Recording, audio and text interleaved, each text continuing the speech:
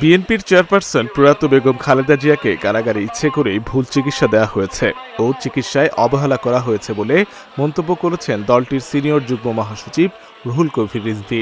৩ জানুয়ারি সকালে খালেদা জিয়ার কবরে জাতীয় মহিলা দলের শ্রদ্ধা শেষে তিনি এই কথা বলেন। চক্রান্ত হয়েছে, ষড়যন্ত্র হয়েছে, তার চিকিৎসা দিতে দেওয়া হয়নি, তার ভুল চিকিৎসা দেওয়া হয়েছে ইচ্ছাকৃতভাবে, এবং তার খাওয়া এবং অন্যান্য কিছুতেই সন্দেহ রয়ে গেছে। তিলে তিলে ধীরে ধীরে মৃত্যুর মুখে পতিত হলেন। এটা গোটা জাতির কাছে একটি বড় প্রশ্ন। রিজভী প্রশ্ন করেন, যে নেত্রী পায়ে হেঁটে কারাগারের ভেতরে গেলেন সে নেত্রী কেন হুইল চেয়ারে করে বের হলেন, দিনের পর দিন হাসপাতালে থাকলেন? এর মধ্যে অশুভ কারসাজি, এর মধ্যে খালেদা জিয়াকে পৃথিবী থেকে সরিয়ে দেওয়ার সব চক্রান্ত হয়েছে বলে অভিযোগ করেন তিনি।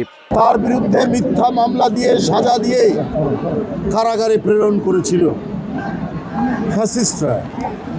আপনারা দেখেছেন পায়ে হেঁটে তিনি কারাগারের মধ্যে গিয়েছিলেন, কিন্তু সেই কারাগারের মধ্যেই চক্রান্ত হয়েছে, ষড়যন্ত্র হয়েছে, তার চিকিৎসা দিতে দেওয়া হয়নি।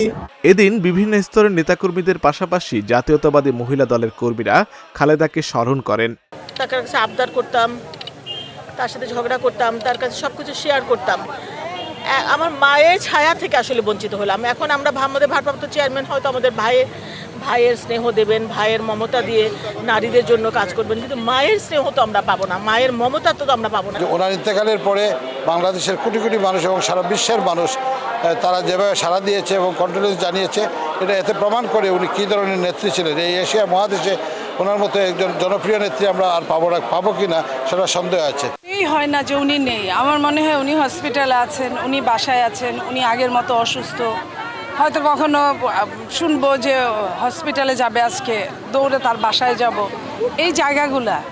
এই জায়গাগুলো আমি ভুলতে পারি না। আমার কাছে এখন ওনাকে জীবন্ত মনে হয়। দোয়া করি ম্যাডাম যেন এই পৃথিবীতে যেমন সম্মান পেয়েছে, যেমন সম্মানের সহিত ছিল, সম্মানের সহিত বিদায় হয়েছে, আল্লাহ তাআলা যেন তাকে ওই পৃথিবীতেও ওই জগতে সেই সম্মানের সহিত রাখে। বাংলাদেশে যতবার গণতন্ত্র হোঁচট খেয়েছে, ওনার আপসের নেতৃত্বে প্রতিবারই বাংলাদেশ গণতন্ত্রের পথে ধাবিত হয়েছে। বেগম জিয়া দেশটাকে সে একটা অনন্য উচ্চতায় নিয়ে গেছে এবং দলমল নির্বিশেষে সবার অভিভাবকে পরিণত হয়েছে। বেগম খালেদা জিয়ার অনুপস্থিতিতে বা ওনার যে অসমাপ্ত কর্মকাণ্ড, সেটা যদি আমাদের বিএনপির ভারপ্রাপ্ত চেয়ারম্যান জনাব তারেক রহমানের নেতৃত্বে যদি আমরা এটা পরিপূর্ণ করতে পারি, তাহলে ওনার আত্মাও শান্তি পাবে। খালেদা জিয়াকে স্মরণ করতে এসে নেতাকর্মীদের এই আবেগ বলে দেয় কর্মীদের কতটা কাছের মানুষ ছিলেন তিনি।